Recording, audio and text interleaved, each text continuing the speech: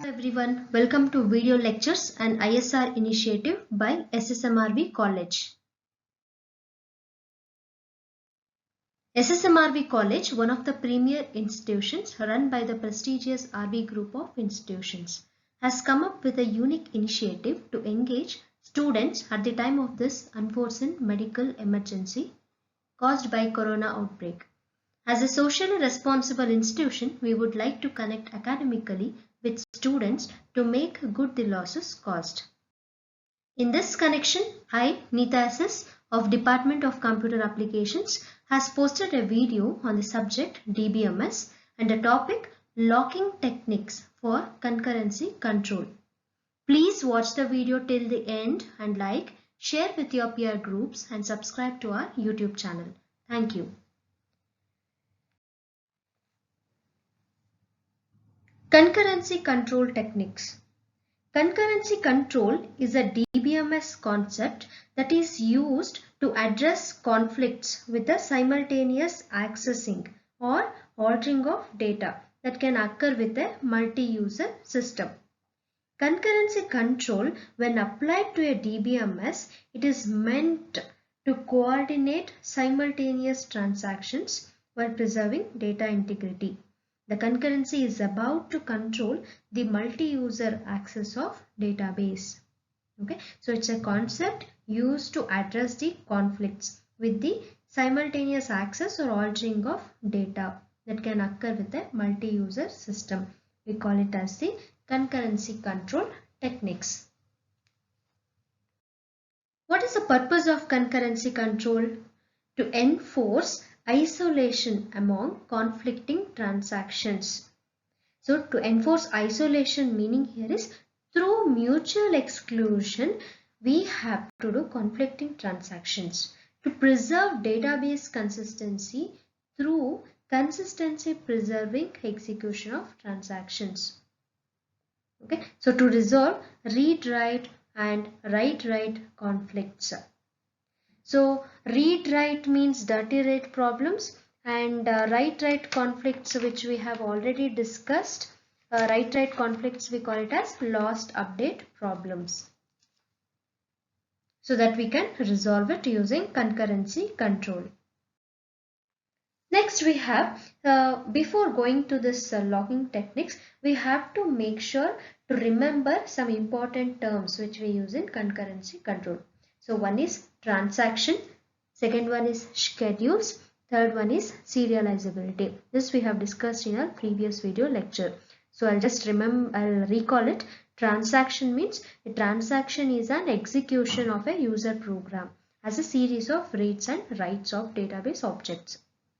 Schedule means it is a list of actions. We have read, write, abort, commit. Okay, so where you will be doing this list of actions from a set of transactions. So this we call it as a schedules. We have discussed serializability. A serializable schedule over a set of committed transaction is a schedule when any consistency database is guaranteed to be identical to that of some complete serial schedule. So these three terminologies you have to remember. So now we will discuss what is locking techniques. Okay, so some of the main techniques are used to control concurrent execution of transactions are based on the concept of locking data items. So what is lock? A lock is a data variable which is associated with a data item. This lock signifies the operations that can be performed on the data item. Locks help to synchronize access to the database items by concurrent transactions. Generally, there is a one lock for each data item in the database. Locks are used by means of synchronizing the access by concurrent transactions to the database items. We have different types of locks. So that is classified into binary lock and shared exclusive lock. We'll discuss one by one. What is binary lock? A binary lock can have two states. It can be locked and unlocked. So locked means 1. 0 means unlocked. if the value of the lock on X is 1, item X cannot be accessed by a database operation that requests the item. Okay, so if the value of lock on X is 0, item can be accessed, what you have requested. The current value of the lock associated with the item X as lock of X. Okay, so the current value means the state of the lock. Rules. So what are the rules? A transaction T must issue the operation lock item of X before any read item or write item. A transaction T must issue the operation unlock item after all read and write item operations are completed. Transaction T will not issue any lock item if it is already holds the lock item. A transaction T will not issue an unlock item operation unless it is already holds the lock. So these four rules it must obey whenever we are doing transaction. Next, shared exclusive read-write lock. In a binary locking system, almost one transaction can hold a lock on a given item. We should allow several transactions to access the same item X if they all access X for reading purpose only. However, if a transaction is to write an item X, it must have exclusive access to X. For this purpose, a different type of lock called a multiple mode lock is used. So this we call it as shared or exclusive locks. We also call it as read or write locks. Okay, so shared and exclusive means we can recall it where we have left off. There are two types of locks. We have discussed binary locks and this is shared or exclusive. Binary locking system, only one transaction can hold a lock on a given item. Okay, so now we are using shared or exclusive read or write locks means several transactions to access the same item X. There are three locking operations: read lock X, write lock X, unlock X.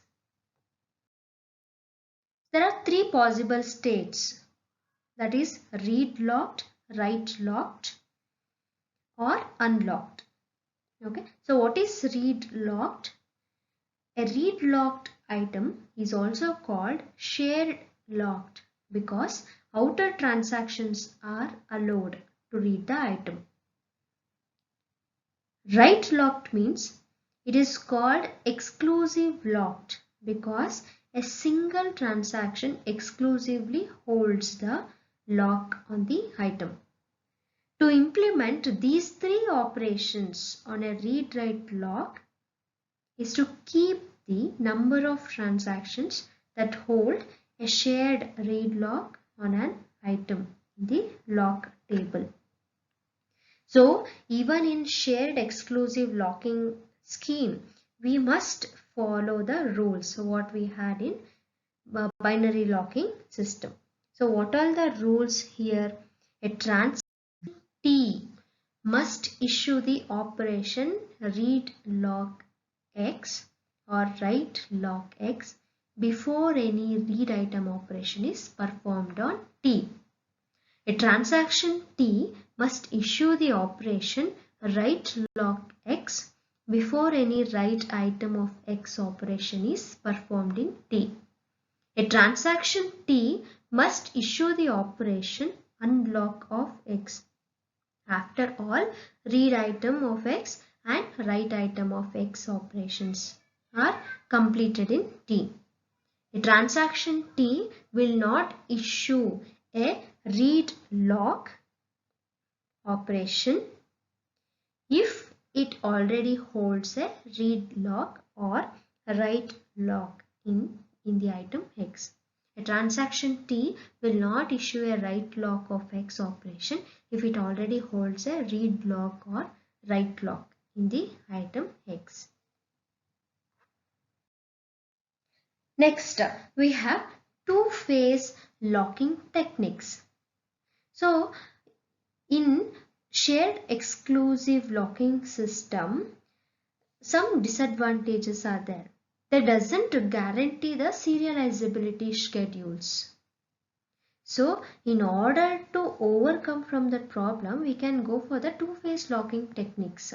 So, to guarantee serializability, we must follow some additional protocol concerning the positioning of locking and unlocking operations in every transaction. So, this is where the concept of two-phase locking comes in picture. So, two-phase locking ensures serializability. Now let's discuss what is two-phase locking system. So many locking protocols are available which indicate when a transaction may lock and unlock each of the data items.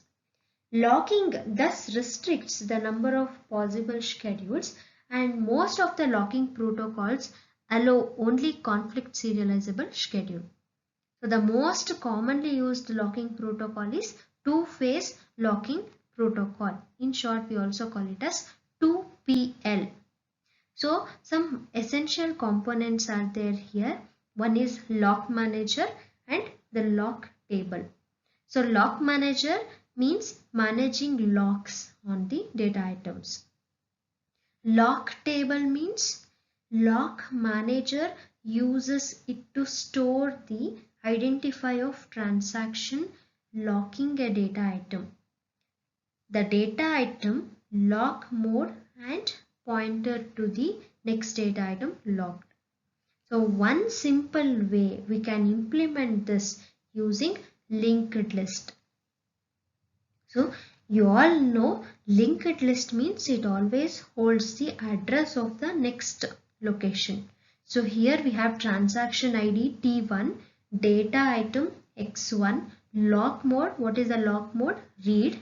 Okay. What is pointing to the next data item? Next. So database requires that all transactions should be well formed.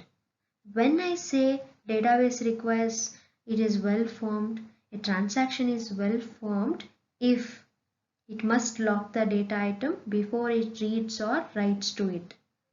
It must not lock any already locked data items, and it must not try to unlock a free data item. Then only I can say transaction is well formed. So please remember, two-phase locking protocol ensures serializability. So this protocol requires that each transaction issue lock and unlock requests in two phases. What are the two phases? One is growing phase and shrinking phase. What is growing phase? New locks on data items may be acquired, but it may not release any lock. Growing phase means a transaction may obtain locks but may not release any lock. It will be keep on growing. Shrinking means a transaction may release locks but may not obtain any new locks. Once it is under the shrinking phase, it will just exit the locks. Whenever it is exiting, it will not acquire any new locks.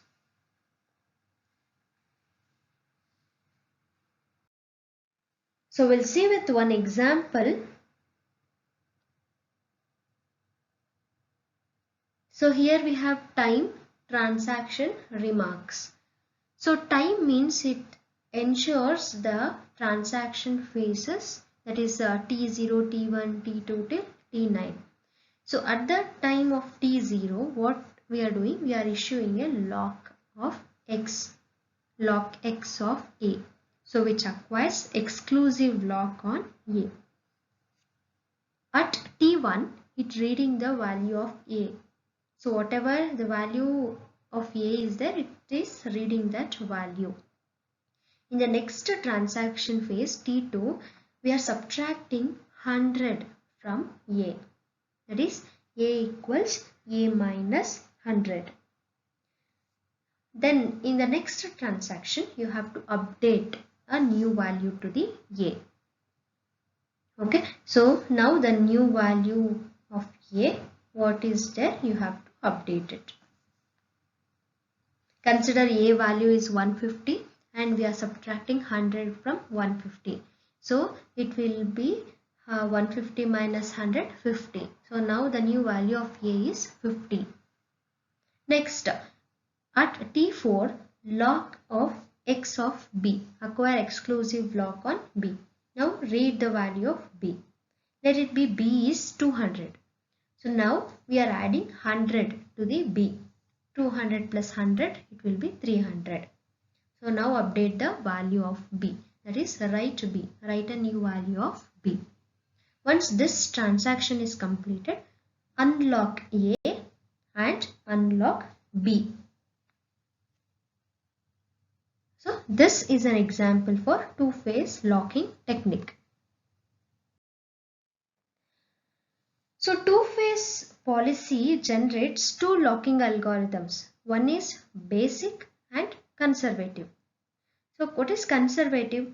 Conservative means it prevents deadlock by locking all desired data items before transaction begins execution. Basic, transaction locks data items incrementally. This may cause deadlock. So we have fewer algorithms also. We have strict, we have rigorous 2PL. Strict means a stricter version of basic algorithm where unlocking is performed after a transaction terminates. That means once it commits or aborts or rolled back, we'll be following this. This we can follow it in two-phase locking algorithm. So what are the problems caused by use of locks? So the using of locks can cause two problems. One is deadlock and starvation. What is deadlock? A deadlock is a condition in which two or more transactions in a set are waiting simultaneously for locks held by some other transaction in the set. Neither transaction can continue because each transaction in the set is on a waiting queue, waiting for one of the other transactions in the set to release the lock on an item.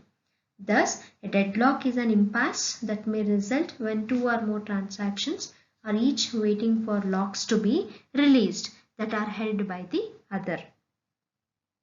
Okay, so I'll give with one example what is deadlock means. Okay, a system is in a deadlock state if there exists a set of transactions such that every transaction in the set is waiting for another transactions in the set. That means you are waiting for another person, but he has not at all come back. He has held with some other work. Related to this computer, we can say a deadlock is a situation in which two computer programs sharing the same resource are effectively preventing each other from accessing the resource, resulting in both programs ceasing to the function. So one programs will be keep on waiting for the other program until it is released by some other program, which results deadlock. Example, a deadlock exists two transactions A and B. A means access data items X and Y. Transaction B access data items Y and X. Here transaction A has acquired lock on X and is waiting to acquire lock on Y, while transaction B has acquired lock on Y and is waiting to acquire lock on X, but none of them can execute further. So both the transactions will be keep on waiting for each other. This leads to deadlock. So how do we detect the deadlock if there is in our program? So this technique allows deadlock to occur, but then it detects and solves it. Here, a database is periodically checked for deadlocks. If a deadlock is detected, one of the transactions involved in deadlock cycle is aborted. Other transactions continue their execution. An aborted transaction is rolled back and it can restart. So this we call it as deadlock detection. Okay, so what we are doing is, in deadlock detection we are allowing deadlocks to happen. So whenever it is happening, we make sure that it has to be aborted, transaction is rolled back and restarted. So we'll be using a method called a wait for graph here. Okay, as soon as the transaction is blocked, it is added to the graph. Then this creates a cycle, then we can roll back the transaction. Okay, so please remember, deadlock detection means it allows deadlock to occur.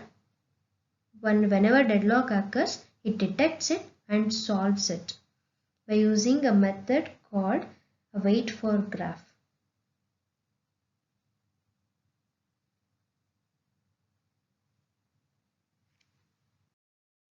Next, deadlock prevention. It avoids the conditions that lead to deadlocking. Okay, so a transaction locks all data items it refers to before it begins execution. So this way of locking prevents deadlock, since a transaction never waits for a data item. So deadlock prevention technique avoids the conditions that lead to deadlocking. It requires that every transaction lock all data items it needs in advance. If any of the items cannot be obtained, none of the items are locked. In other words, a transaction requesting a new lock is aborted if there is the possibility that a deadlock can occur. Thus, a timeout may be used to abort transactions that have been idle for too long. This is simple but indiscriminate approach. If the transaction is aborted, all the changes made by this transactions are rolled back and all locks obtained by the transaction are released. The transaction is then rescheduled for execution. Deadlock prevention technique is used in two-phase locking. In starvation, we have some method. So I have mentioned younger transaction will be aborted always by a older transaction, which may create starvation. We use two schemes actually, wait die and owned wait. Okay, so wait die we call it as non-preemptive technique. Owned wait scheme we call it as preemptive technique. Next, concurrency control based on timestamp ordering. What is timestamp? Timestamp, in short we say T or TS. It's a unique identifier created by the DBMS to identify the relative starting time of a transaction. So the timestamp values are assigned in the order in which transactions are submitted to the system. The timestamp can be generated by using a counter that is incremented each time its value is assigned to a transaction, or by using the current value of date or time. It is important that timestamp concurrency protocols are deadlock free because there is no lock. Timestamp values. We have an algorithm associates with each item. These two values are needed.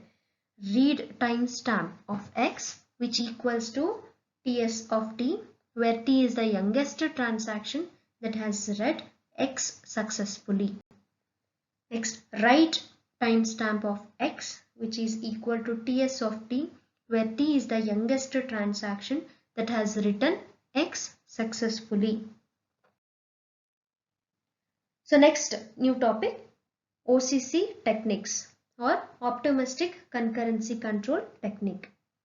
It assumes that multiple transactions can complete without affecting each other and that therefore transactions can proceed without locking the data resources that they affect. Okay. So OCC techniques are also called as validation or certification techniques. No checking is done while transaction is executing. Update in the transaction reaches its end. During transaction execution, all updates are applied to local copies of the data items that are kept for the transaction. So at the end of transaction execution, a validation phase checks whether any of the transactions updates violate serializability. If serializability is not violated, the transaction is committed and the database is updated from the local copies. Otherwise, the transaction is aborted and then restarted later. So we'll discuss about the advantages of OCC, optimistic concurrency control. Fewer resources are used to hold the logs during the update process. Here records are locked for a shorter length of time. Records remains available for other processes to update if they have been selected from the database. One disadvantage we have here, update can fail if another process updates the same record. If the update fails, it must be retried. So this can lead to a reduction in database performance. Optimistic concurrency control involves three phases. It should have begin, modify, validate, commit or rollback. Begin. Record a timestamp marking the transaction's beginning. Modify. Read and write database values. What is validate? Check whether other transactions have modified data that this transaction has used. Always check transactions that completed after this transaction's start time. Optionally, we can check transactions that still active at validation time also. So commit and rollback. If there is no conflict, make all changes part of the official state of the database. If there is a conflict, resolve it typically by aborting the transaction. Thank you for watching and happy learning.